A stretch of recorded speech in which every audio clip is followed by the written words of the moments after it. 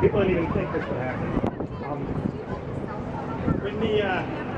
Just for instance, the gay marriage law that passed this past summer, when that was first proposed, it was sold as marriage equality. I mean, who would want to deny people's rights to be equal to you and have the right to be married? And then after the fact, we're starting to see this harassment of people who are faithful Christians and adhere to traditional moral values, and they're being treated as bigots, and their views are being treated as the same as racism. And we're getting to a point in this nation where, I look at my two young sons. I have a son who's going to be 3 years old and another that just turned 5 months.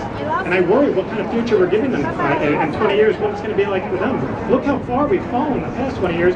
Where are we going to be 20 years from now? So this is why we formed Catholic Attorneys for Life and Liberty. We're starting to see a lot of stuff where private businesses that refuse to accommodate homosexual wedding receptions are being threatened with lawsuits. Churches are people are at least proposing that churches lose their tax-exempt status. Catholic hospitals, this mandate's a perfect example of the threat to Catholic hospitals, them being put out of business because they refuse to violate their conscience. And politicians are, in terms of education, even if you homeschool your child, there are some proposals where you won't even be allowed to teach traditional morals to your children. And the government's now trying to intrude on those rights. And this is, I'm sure a lot of you have heard this, where they want to actually criminalize traditional moral teaching as hate speech. And this is hypocritical, because politicians like Obama will get up there and they'll express outrage when they feel someone is trying to use the power of the government to force their own personal religious agenda on other people. But isn't that exactly what they're doing with this mandate? Aren't they using the force of the government to force their own views on us? Now, I had a George Washington quote, but it's over there, and I can't remember offhand. Basically, George Washington said, "Government is force."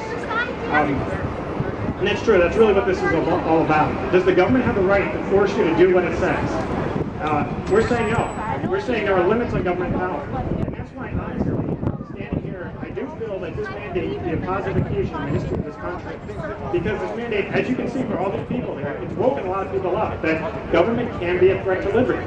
If you ignore it and think it's going to be benign and they're just going to provide free health care and it's not going to be any maintenance, you're fooling yourself. And we're starting to see that right now. We're starting to see, a lot of people are starting to wake up and see that you need serious restraints on government power if you want to protect individual liberty. One final thought I have today that I want to share with everyone. If you've been following the news over the past year, we've been hearing about how bad bullying is. And all these campaigns of anti-bullying. I know growing up I was bullied. I'm sure everybody show of hands who here was bullied. I mean, most of us have encountered bullying at some point in our life. Well, you say was? Now, that's a joke. We kid around with each other. But so in terms of bullies, let me just ask. Well, let me define bully first of all. Bullies are people who usually have a position of power over someone else, who then use that power to belittle and humiliate the other person in some sick and twisted way. Isn't this mandate a perfect example of bullying? Isn't